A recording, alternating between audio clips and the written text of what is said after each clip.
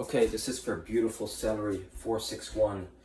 You want to know how to try to practice staying calm when you're, about to finish on goal.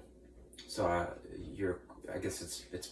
You said you play defense a little bit, but you said when you get opportunities on goal, you're not almost staying calm and focusing on finishing. So I guess the question is, how do you, in a fun way, effortless way, how do I practice being a more effective finisher and staying focused?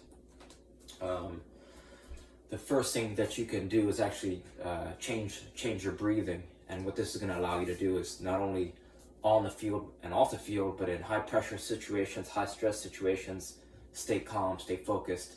So you got to bring your calmness and your awareness of your breath deeper, so that you got to improve your baseline, so that when you're on the field, you got to practice in a low stress situation so that you could practice in a high stress situation, so that you just got to learn the skill so that you could start to execute it, right? So you want to check out the video, search Dr. Vranich, Vranich, how to breathe. And I've been playing soccer for 27 years, and it's completely changed my life. So I recommend it a lot. I suggest it to a lot of soccer players. The second thing that's going to be very helpful, well, I got three or four that are going to be very helpful. Let's go with effortless, right? So you probably have a ball. There's a dribbling sequence that I talk about a lot.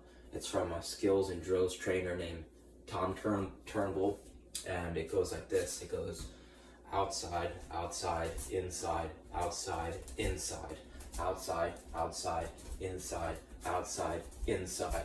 So you want to drill this over and over and over. And the reason you want to drill it over and over and over is because once you commit it to muscle memory, it'll make your dribbling more effective, and you won't even have to think about, you'll be able to evade defenders more effectively. But the key to learning it is going very slow in the beginning, right? Slow is smooth, smooth is fast. And the second thing, you want to say it out loud when you're doing it. If you can do those two things, say it out loud when you do it, as well as go slow when you're doing it, you're going to be able to learn it very rapidly. And the more rapid you learn it, the faster you can stop thinking about it, right? So you want to turn it into secondary nature, and what's going to start to happen is you're going to be able to combine it with other moves. So you're going to start to go outside, outside, inside, outside, scissor, or outside, outside, inside, outside, chop, right? So it's a connector of sorts. It's just going to allow you to be a more effective dribbler, right? And this will help with your ability to get your head up, see the field better, and make better passes and finish more effectively.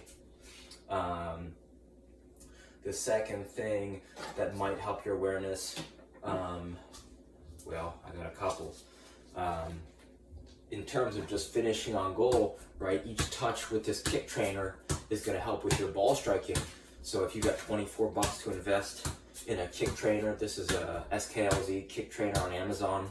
There's a Sense ball that's $44, but I prefer this one just because it's cheaper, it's lightweight, and it's more portable because it's smaller. This is going to help, ball striking, and you could argue each touch of this ball is going to improve.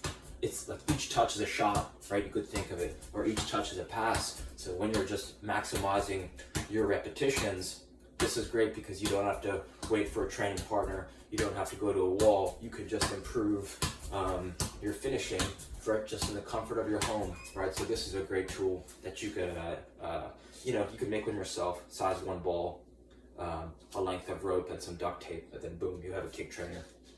I've heard of someone using a jump rope, tying a jump rope off, and then connecting it to a ball. So if you're crafty, you can make it happen. The next thing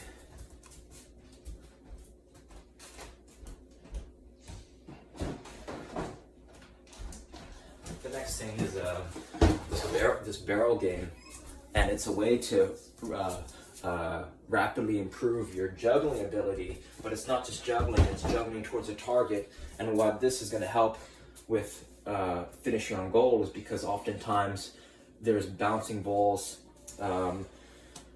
you know, a bouncing ball, or even if the ball isn't bouncing, this helps really with the timing of your touch, even on the ground. Even though this is a juggling activity, it's going to help with the weight of your touch right before you're about to score. So this game is going to allow you to finish on goal more effectively, because if you can be comfortable with the ball in the air, then when the ball's on the ground, you know, I learned these, every single thing I'm teaching you, I learned from this guy, Tom Turnbull, and after one season of going to him, the following season I scored more goals than the whole team combined. So you want to really key into this game, right? So you go with your right foot, you go bounce, you go bounce, bounce, bounce, right? So right foot bounce in, and you could start close, right? You want to make skills easy, you want strength to be hard. Then you go left foot with a bounce, then you go alternating feet with a bounce, and then you go right thigh either with or without a bounce, left thigh with or without a bounce, right? Even if you're right here, you just go right, just like that. Left thigh with or without a bounce. Like even this, just work that technique. Then a little bit further away, right? Then you go alternating with a bounce, or with or without a bounce,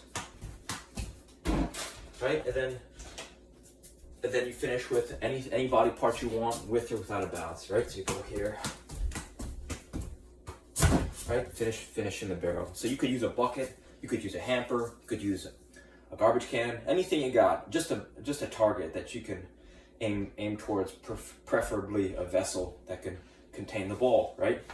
And this is great if you play it with friends, with family, you know, picnics, barbecues, in the backyard, whatever.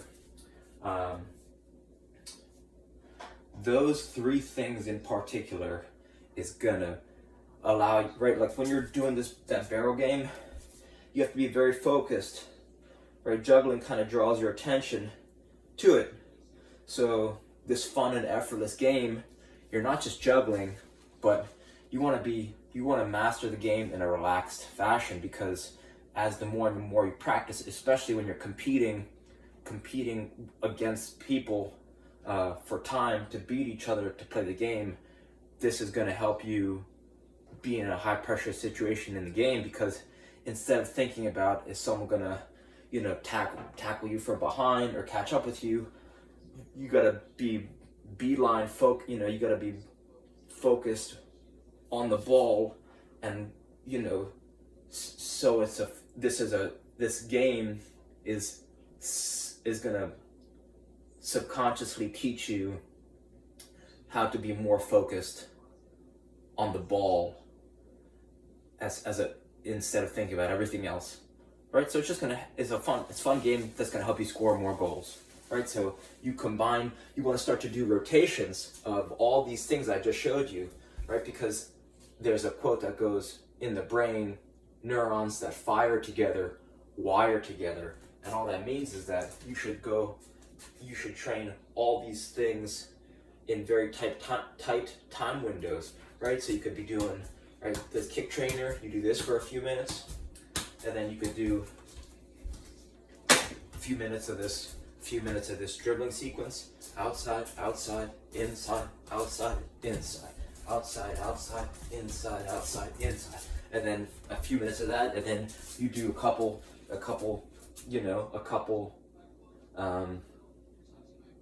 juggle, like you play the barrel game for a little bit, you go through the whole sequence, right foot with a bounce, left foot with a bounce, alternating feet with a bounce, or if you're a great juggler, no bounce, right foot no bounce, left foot no bounce, both feet no bounce, then right thigh, left thigh, both thighs alternating, right? And then you start doing in a very effortless, relaxed, joyful way. You just start completing revolutions of these three things, right? Nice and easy, relaxed breathing, And as you do that, you will gain deeper awareness of your abilities, and it's just going to make practicing more fun. If you could do circuits of this, and it's going to make training more fun, and it's going to make games more fun, because these are